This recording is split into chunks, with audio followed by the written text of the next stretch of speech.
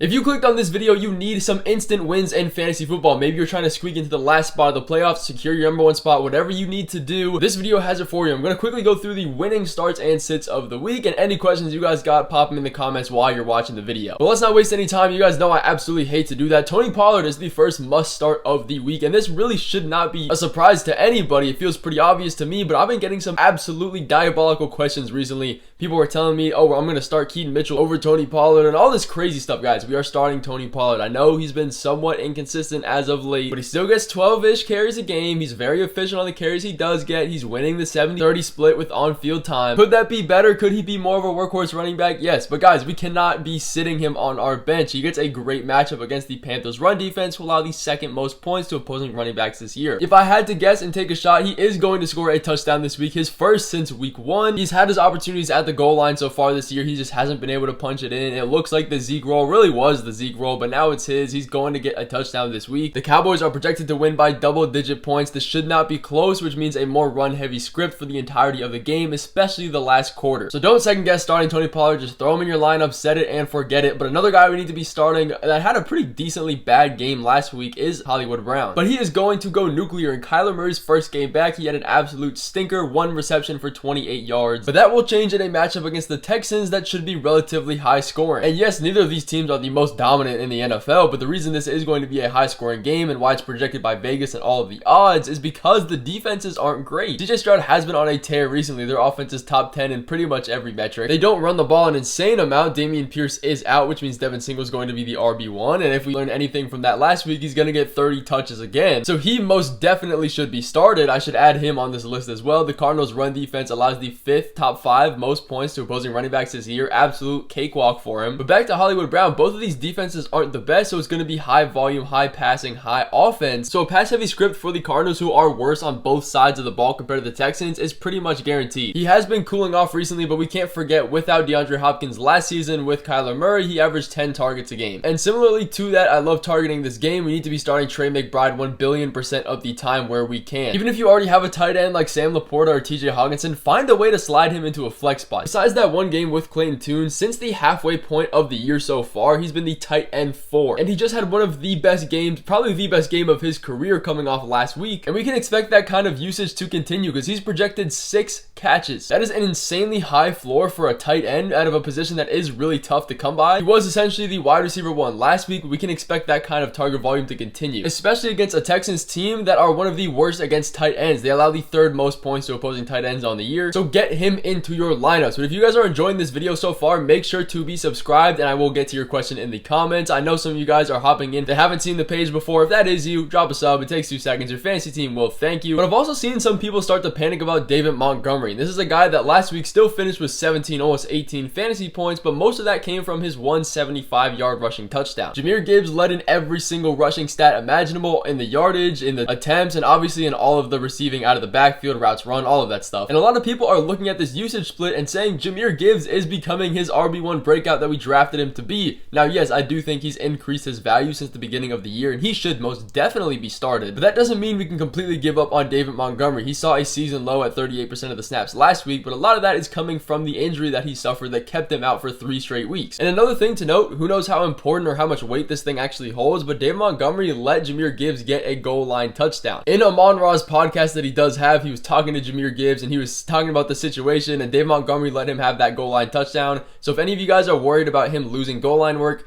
it's not going to happen. He's the bigger back. He's the more physical back. He's the more heavy runner. That's just what they signed him to do. That's what he's been his entire career. That's not going to change. And in an offense that's pretty much top 5 in every single offensive metric and offensive line, we should not be worried. And especially we should not be worried in a matchup against the Bears, who allow the top 5 most points to opposing running backs this year. This easily could be a runaway game for the Lions where they're up by a huge amount. And even if they're not, it's going to be a run heavy script anyways because of how much a run funnel the Bears defense is. And all of this means more work for David Montgomery, and the Lions already run a pretty run heavy script in general. So we're starting Jahmyr Gibbs most definitely. Also go through and start David Montgomery, but another running back we can go and throw in our lineups, one that a lot of people have been on the edge of because of the injury, is Devon Achane. Now usually I'm not too in love with starting running backs right off a serious injury. I mean, he's coming off of IR, but this one's a little bit different for a few reasons. And this is mainly because of his matchup. The Dolphins get a game against the Raiders, who allow the 4th most points to opposing running backs and have been worse and worse and worse over the course of the season. This really does have the potential to be a blowout game game for the Dolphins. Tyreek Hill is healthy. Jalen Waddle is healthy. Tua has braids now, all leading to an even more run-heavy script on top of the great matchup. If you do have Raheem Mostert, I wouldn't be completely worried about starting him. I think he should be thrown into starting lineups as well. You can't be too worried about him, but Devon Achane does lead every single running back in points per game. It's a great offense, great scheme. Go ahead and start both of these running backs. But as for the sits, one running back that we should be sitting in all formats is Kareem Hunt. He just does not get the most time on field, but you might be looking at me and saying, well, he's been getting pretty decent usage as of recently. What's changing? And I'm not gonna lie to you, that is pretty true. Since the return of Deshaun Watson a couple weeks ago, this backfield has been very, very efficient and more running usage. Even with Kareem Hunt only hovering around a 30% snap share, he's been getting very high usage on that low snap number. The problem though is that was with Deshaun Watson, and like him or not, he made this offense better. And now they get DTR, who is a rookie quarterback. He has not had that much experience. The ball is not going to be moved very easily. And at first glance, losing a quarterback might be a good thing because it could lead to more running back usage. But if you can't get the offense moving and get first downs, the usage that you do get is going to be 10,000 times less valuable. And Kareem Hunt has been thriving off touchdowns recently. He's had 6 in the last 5 games. That is a great clip. But again, that was with Deshaun Watson. That was with PJ Walker. That is going to go down, and I expect that streak to end in an offense that should be absolutely struggling this week. Again, if you can't get the offense moving, you can't get valuable drives, you're not going to get valuable touches, and you're not really going to get that many opportunities in the red zone. For those of you that do have Jerome Ford, he is still a borderline start though, so you can put him in your lineups if you need to. But staying in the same game, the Steelers wide receivers are guys that I'm staying away from in general this week. They get a terrible matchup in the Browns, and they are one of the toughest defenses to go against fantasy-wise. Let me explain. They allow the #1 least fantasy points on the year to opposing quarterbacks, the toughest defense, and they allow the 3rd least to opposing wide receivers. This is just tough all around. And George Pickens has already been pretty boom bust with the addition of Deontay Johnson being healthy. Now they could even get Pat Freiermuth back in the offense this week. This game as a whole has one of the lowest implied team totals with DTR on the other side and their defense being good. It's just not going to be a great recipe for fantasy points. I'm pretty much leaning away from everybody in this game, but I do want to cover the Cowboys wide receivers really quick as well. CeeDee Lamb obviously can and should be started every single week, including this matchup, even if it's not the best. But as for Brandon Cooks and Michael Gallup, I do have my suspicions. But Cooks is the guy everybody wants to be starting. He just came off a 10-target game for over 100 yards and a touchdown. But surprisingly enough, his projections are back down to earth at 2 receptions. And this is all because of the negative matchup they're in against the Panthers defense, who give up the 4th least points to opposing wide receivers this year. And a lot of that has to do with their offense just not being good and them being an absolute run funnel. Like we talked about with Tony Pollard, they're allowing the 2nd most points to running backs. You don't really need the pass on the Panthers to be successful. But as for Michael Gallup, he should indefinitely be a sit. I shouldn't really have to go over that. But the thing with Brandon Cooks is that he has such a low floor that the ceiling just kind of outweighs itself, and there's really no point to risking it. But building off of that, a quarterback that should be sat in pretty much all formats is Dak Prescott. And this is, again, probably a hot take after a 30-point fantasy week against the Giants' terrible defense last week. But I cannot lie, Dak Prescott has been the quarterback 1 over the past month. You're gonna think that he has a great matchup here against the Panthers, who's a bad team, right? But I do have to slow you down there. Dak Prescott has been one of the best, if not the best, quarterbacks in man coverage. But against zone coverage, Dak ranks 23rd in the NFL amongst quarterbacks. And the bad part about this is that the Panthers run the most zone defense in the entire NFL by far. This is gonna be a run-heavy game from the beginning. I'm not gonna talk about it too much because we did with Tony Pollard. The Cowboys are favored by double digits. They don't really need to pass, which means Dak Prescott doesn't really need to have that many attempts and opportunities for fantasy points. The Cowboys are also away, which they have been a little bit worse at so far this season. Dak most definitely can be viable if all goes right, but there is a very high probability of him busting this week. So pause,